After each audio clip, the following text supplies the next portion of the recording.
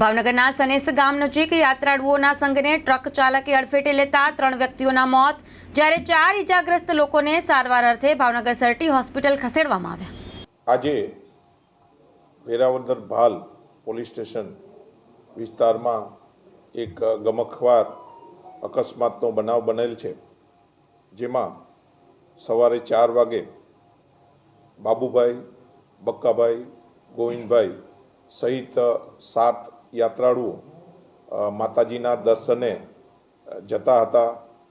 દરમિયાન વહેલી સવારે 4 વાગે ભાવનગરનો એક ટ્રક GJ4 6866ના ડ્રાઈવરે પૂરપાટ ઝડપે અને બેફિકરાઈથી ચલાવી આ યાત્રાળુઓને હડફેટે લઈ લીધેલ, જે અકસ્માતમાં 3 યાત્રાળુઓ એક્સપાયર થઈ ગયેલ છે અને બીજા 4ને ઈજાઓ થઈ ગયેલ।